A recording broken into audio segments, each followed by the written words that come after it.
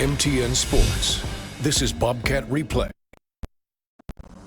If you asked any Bobcat about what lies ahead, every single one will tell you that the most important game is the next one. With a humongous showdown in store 1 week from today, the number 3 team in the land looks to first take down a Cal Poly squad who are still looking for their first Big Sky W of this 2022 campaign. And with that, we welcome you high above Alex G. Spanos Stadium, everyone. Alongside Ty Gregorak, the former defensive coordinator with this Montana State program, I'm Ben Creighton. Ashley Washburn will join us downstairs in just a couple moments. Ty, obviously some big news this week. We learned earlier that Sean Chambers will dress tonight for Montana State, so the Bobcats, not only with Tommy Mellott, but also they get 1A, 1B back in the lineup. Yeah, Ben, it's the epitome of a 1-2 punch. You got Tommy Mellott, who's 10-2 as a starter, flat special with his feet. Unbelievable way to finish the game last week against NAU on a big 3rd and 10 to Taco Dowler. This kid he's magical, Ben. That's all I can say. Yeah, like you mentioned last week, maybe the play of the season so far. But like I mentioned before, when you have Sean Chambers in the lineup to go along with Tommy Mellott, this is a Bobcat offense that is really hard to stop. Yeah, you know, when he's healthy, he's just dynamic with the football, especially down in that low red area. Expect him to call his own number. Still leads the country in touchdowns, and he hasn't played in a couple weeks. Yeah, both those guys in the top 15 of the FCS in rushing. And when you look at this Cal Poly squad, it's going to be the second straight week the Bobcats will face a pass-heavy offense, the 9th best passing attack in all of FCS, and led by those two guys, Spencer Brash and Chris Coleman. Well, absolutely, and you can see that Bo Baldwin's influence is slowly taking place here. It's just he inherited almost 2 decades of a triple option offense. They're still developing that offensive line that's given up 25 sacks on the year, Ben. And again, it's been a strong pass offense, but the problem comes in the red zone. They've really had their struggles getting in the end zone this season. And you go back to these top 10 rankings, Montana State looking to stay up there with Sac State, with the Hornets getting the win last night against Portland State. Well, when you're undefeated in league and you're vying for that conference championship, you can't even think about a trap game. Montana State at 8-1, it's a big night for them, no doubt.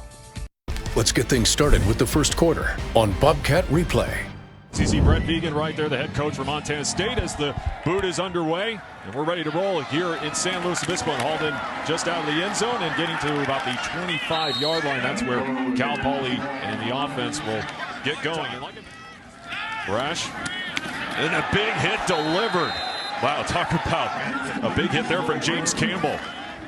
Over 300 yards per game, 2nd in the Big Sky, 9th in the FCS. Brash escaping the pocket, steps up, and that one complete.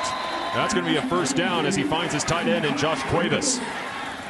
Hey guys, yeah, after Montana State's narrow win on the road against Northern Arizona, this week has been all about getting back to the basics, and a big reason for that is the number of explosive plays that they gave up on defense. Their 2nd most this season, 3 of which resulted in touchdowns and got the Lumberjacks back into that game. And head coach Brent Vegan said, simply put, they were trying to do too much rather than just doing their 111. It's not how you win football games, and they said it's necessary to fix that against Cal Poly, especially because of their similar makeup offensively being so pass-heavy, guys. Actually appreciated that one incomplete. Ty Okada there on the coverage. Yeah, with all the injuries to that tailback room, he's been absolutely fantastic and continuing to be fantastic as he picks up a first down for the Bobcats.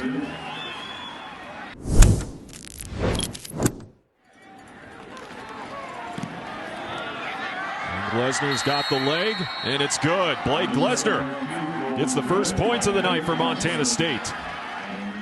Stoppage of play, and I'll tell you what, it's hard to hear the whistles from our vantage point. For those who don't know, that where we're set up here at Alex G. Spanos Stadium, no open air windows whatsoever, as that one is incomplete, intended for Zedekiah Center. So offenses, Taco Dowler will be back to return this again on 4th and 5. Dowler will back up, and he will call fair catch. And there's another flag, of course. And as Cal Poly will get penalized here for running into the returner. Incredible. Looking to continue that success next week in Bozeman. Spin move right there from Elijah Elliott. And Elliott breaks free. One tackle to beat. And tripped up inside the 20. Elijah Elliott making big plays again with a big run there.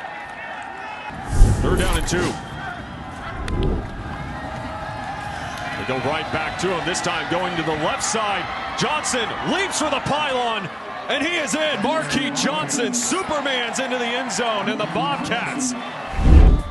Again, little option play to the boundary. Marquis Johnson, who just got, he flat flies. Great effort play by him. Wanting to smack people tonight, Ben. Cal Poly again quick to the line. The hurry up and a strike over the middle. As once again they go to that tight end group. Again going to Josh Cuevas. You know, I was in the right spot. I just got to tackle better going back to the NAU performance. Totally, and very Bo Baldwin-esque. Great play by... That one's picked off. Callahan. Riley looking for blockers. And O'Reilly knocked out of bounds. And he has been solid at that linebacker position. That is now his 4th INT this season, Callahan O'Reilly.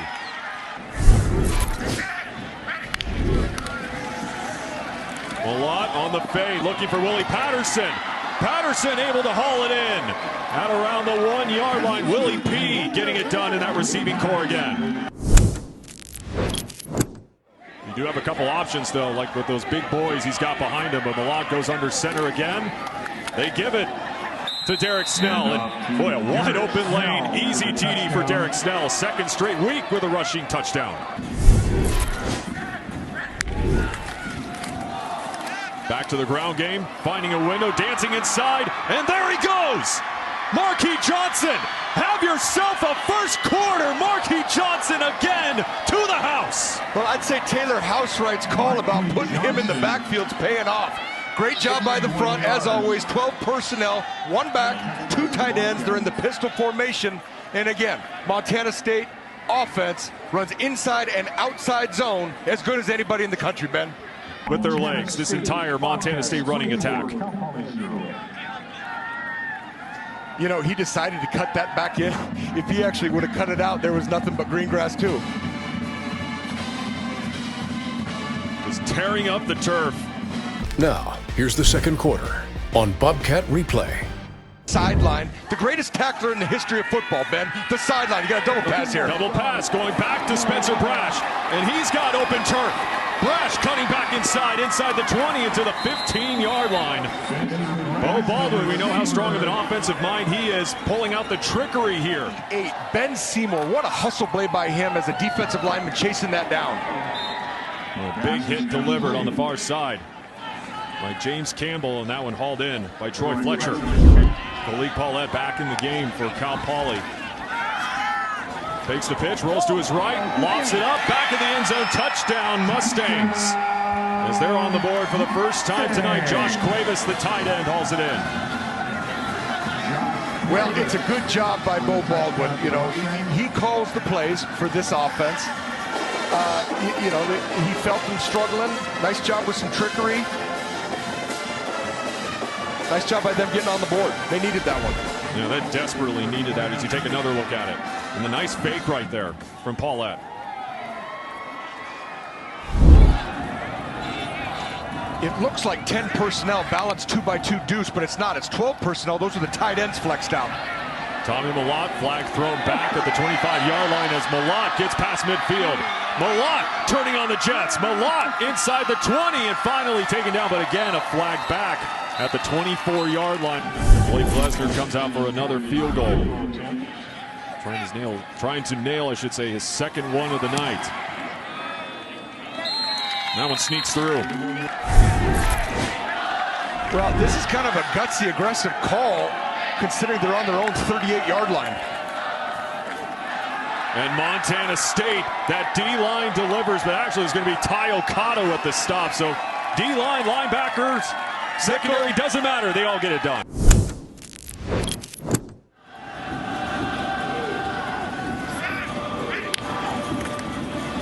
Back to the ground game, finding a window. Marquis Johnson tearing up the turf. How about a trio of touchdowns tonight for Marquis Johnson? He is continuing to be on fire here in the first half. I'm telling you, running back coach Jimmy Beal's not going to give him back. He's like, nope, this is my pretty new toy that I'm not giving back. This kid's having a night. Great job by Brian Armstrong's offensive line. Rest is on him. What a night so far for Marquis Johnson again. 2nd down and 10, pressure coming, and that's a fumble. It's going to be scooped up by Montana State and carrying it all the way to the end zone. Boy, not only offensively, but defensively getting it done. Ben Seymour with the scoop and score. It's a great pressure by defensive coordinator Willie Mack Garza. They got to pick up the blitzing. I believe it was the nickel blitzing or an outside linebacker. That being said, it left Kenny Iden there. Covered by the defense, return for a touchdown. Yep, Kenneth Iden jarred that one loose. Getting his first career start out of Bozeman, Montana. Big time play. Awesome job by him. And then the 6'2" is under review. D lineman rushing in. They're a good staff. They just need some time to develop the way they want it. Busting up the gut. Are you kidding me? Marquis Johnson. Gone again.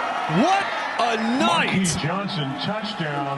Well, that young man's going to be the Big Sky Offensive Player of the Week, and if he's not, someone's got some splaining to do, Ben, because he is absolutely murdering it right now. But again, like I said, though, and I'm not trying to pile on, but, you know, Paulie's defense is just really struggling, really struggling. It's been a rough night. 78 yards to the house. Marquis Johnson burning up the turf again. No question, a great defensive play there by Kenny Iden, making his first start, and Rylan Ord also coming into play there. Floating it up, and that one hauled in. He's going to be a player in this league. He's good. I give him a ton of credit. Deep heave, wide open in the end zone. Cal Poly, another touchdown. Josh Cuevas once again, the tight end, hauling it in for 6. Well, obviously, it's a great job by Cal Poly. They need points. It's a huge play. Play action, Malott. And this time he finds Clevan Thomas, who gets Montana State into the red zone. Malott looking to throw and dragged down. Absolutely no doubt about that. Well, there has been history in a positive way for Montana State in the running game against Cal Poly, as that one is good. Time for the third quarter on Bobcat Replay. 78 yards his longest. He's averaging 20 yards per carry on 11 carries. I mean, just phenomenal night. He's been incredible. I mean, like, I jokingly, not jokingly said, little pooch kick here. They're going to avoid him. That one's scooped up.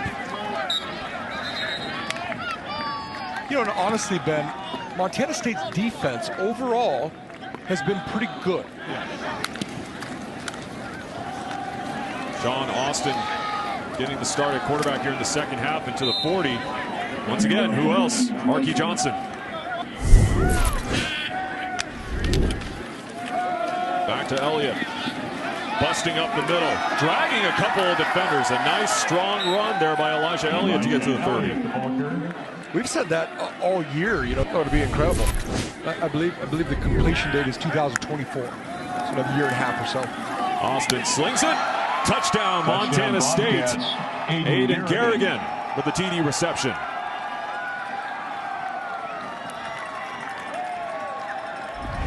That's the old Dumb and Dumber, man. You totally redeem yourself because he just dropped a ball that he should have caught. Redeems himself, gets the touchdown. Nice job by that young man. And a strike there from Austin. The redshirt freshman. Glessner in for the point after. And this offense continuing to click. I mean, not slowing down whatsoever. 12-17 left in the third The lead continues to balloon for Montana State. Let's go back down on the field with Ashley Washburn. Hey guys, just a couple quick notes to update. I got to talk to Brent Vegan coming out of that half, and he says he was really happy to see how much this team is actually playing their 111, which is something he obviously harped on after that NAU game. But the biggest news I want to share is I did get an update on David Alston, and he is out for the game with a left knee injury, and from what I understand, it is pretty significant, guys. Another big loss for Montana State on that D line. Ashley, appreciate it. Still want it to be clean and execute properly. Going to Cuevas again. Pass complete. Stop just short of the goal line. They continue to feed that tight end. That's a first down. And Cal Poly tonight. Brash On the ground, over the goal line. Touchdown Mustangs. Troy Fletcher. Touchdown Mustangs. Again, Troy Fletcher. Derek Snell is one of the best catchers on this team, and he's a big-bodied guy. Here comes another long run. Garrett Kuhn again, past the 45.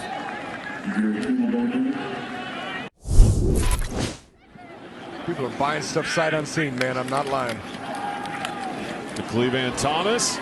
Thomas bouncing the outside, stays on his feet, and Thomas has open space down the fringe. Cleveland Thomas hesitates, cuts back inside, still on his feet, reaching for the goal line, and stopped just short. Boy, talk about the extra effort and the hustle there from Cleveland Thomas, and you see the reaction. He thought he had a touchdown. Taylor Houser, I think, told it perfectly earlier in the season. He said, you know, Bozeman is a place where guys can come and just ball. And Garrett Kuhn breaking away.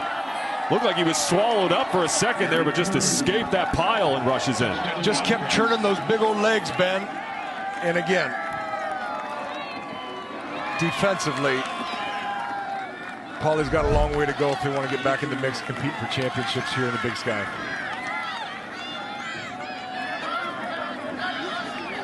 I was going to say, Garrett Kuhn, I think, had most of everybody in this stadium fooled. Missoula and Bozeman have been talking about game day for years, man, and it's never happened.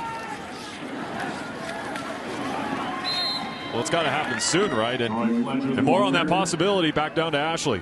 Well, Ben, you were standing there when I was talking to Athletic Director Leon Costello before the game started, and he told both of us that he did have a meeting with ESPN this week just to talk about logistics if they do make that chance. He said hopefully he'll find out either later tonight or tomorrow morning, but if that is the case and they decide to come to Bozeman, they already have a meeting set for tomorrow or Monday morning at 9 a.m. to set up that week, because there's obviously a lot that goes into college game day, but, you know, it's sounding like it could be a possibility. We'll see. No question about that. Drew Polidor with the stop in the backfield. Yes, it was. Get ready for the fourth quarter on Bobcat Replay. Heading into the fourth quarter here at Alex G. Spano Stadium, 65-28 Montana State. And, you know, we talk so much about the Bobcats. You see Bo Baldwin right there. You've harped on it the entire night. The defense just has not been there for this Cal Poly squad. And it's another talking point. Again, going back to it, it's going to take some time for Bo Baldwin in this squad. So many years running the triple option.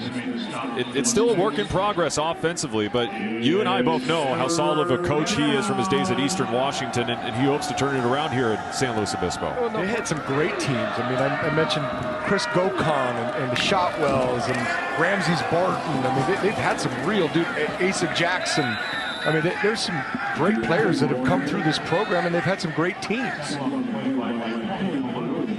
But as we're seeing the last few weeks, and we're watching it tonight, they just got a long way to go. But I mean, there's a lot of good football players playing FCS ball, man.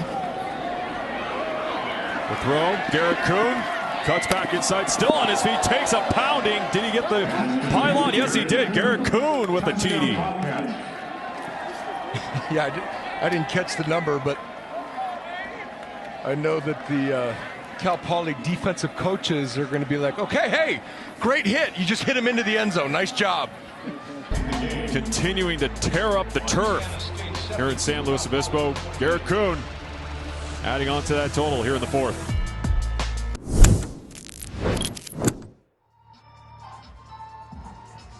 Welcome back to St. Louis Obispo. It's Ashley Washburn. Montana State rolling past Cal Poly 72-28. And Ben and Ty are people who've ever been to Bozeman, Montana. I think you guys can agree with me here. Some of the best stories start at the Rock and R Bar, and that started for number 69, Devin Slaughter. He moved to Bozeman last year after finishing a career in the military. He was an Army Ranger deployed to Afghanistan in 2020, and he went to Montana State knowing that they had a great veteran program, became a bouncer at the Rock and R Bar earlier this year, had no intentions of playing college football, but guess what? Taylor Housewright actually saw him at a bachelor party, was intrigued by Devin Slaughter and his size, left the bachelor party, watched some game film of Devin Slaughter, came back, and that pretty much led to a walk-on spot on this team. So quite the story that all started at the Rock and R Bar, guys.